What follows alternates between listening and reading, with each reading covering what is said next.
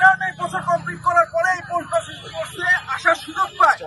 এই সকল বিশেষজ্ঞ ডাক্তারদের ঘন্টা প্রতি স্যালারি 104 টাকা। এটা কি আমাদের দেশের জন্য লজ্জাস্কর না?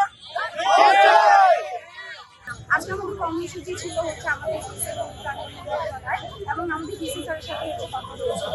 দুপুরবেলা আমরা ডিসি স্যারের সাথে কথা বলেছি এবং ডিসি স্যার তখন আমাদেরকে বলেছিল যে হচ্ছে আমাদের নবম গ্রেডের সমন্বয় স্কেলের হচ্ছে প্রোটোকল জারি হবে প্রায় নিশ্চিত। তো আজকের মধ্যে অথবা বৃহস্পতিবারের মধ্যে প্রোটোকল চলে আসবে, কিন্তু আমাদের স্যারের কথা অনুযায়ী আমরা চলে আসছি। তার কিছুদিনের মধ্যে আমাদেরকে প্রোটোকল দেওয়া হয়েছে, যে টাকাটা ছিল 25,000 টাকা, সেখান থেকে মাত্র 5,000 টাকা বাড়িয়ে 20,000 টাকা, যার কারণে আমরা সেই প্রোটোকল মানি না। আমরা এখনো ধৈর্য ধরে আছি বৃহস্পতিবার পর্যন্ত যে আমাদের এই প্রোটোকল রিজেক্ট করতে হবে। রিজেক্ট করে আমরা যেটা দাবি করেছি সেই দাবি আমাদের মানতে হবে। যদি না মানা হয়, তারা যদি না মানে, তাহলে আমরা হচ্ছে সারা বাংলাদেশে কঠোর কর্মসূচিতে কঠোর কর্মসূচির ধরনটা হবে আমরা হচ্ছে রাস্তায় অবস্থান করবো। সারা বাংলাদেশে হচ্ছে সবাই রাস্তায় কর্মসূচি অবস্থান করবে। তারপর হচ্ছে আমরা হসপিটালে হচ্ছে কর্মগুলিতে আছে বাংলা ব্লকেট আসতে পারে, সেটা কেন্দ্রীয় কমিটি থেকে ঘোষণা দেওয়া হবে, আমরা তখন পরবর্তীতে জানিয়ে দেবো। দুঃখের বিষয়, নতুন প্রজ্ঞাপন এসেছে, তারা তাদের কথা রাখে নাই।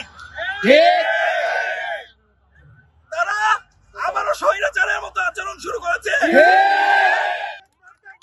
এই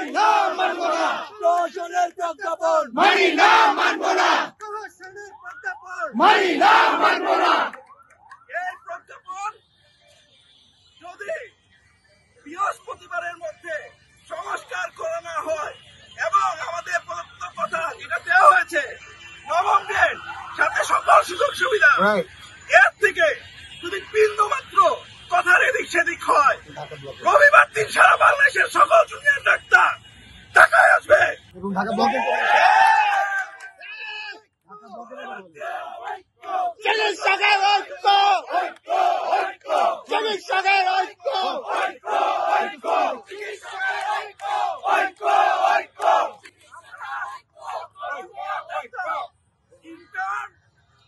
স্টুডেন্ট রাজপথে নামবো ইনশাল্লাহ।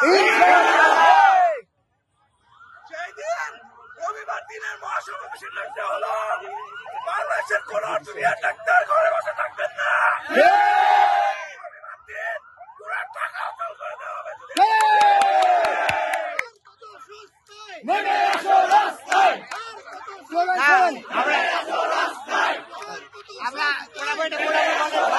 আমরা এটা প্রত্যাখ্যান করছি।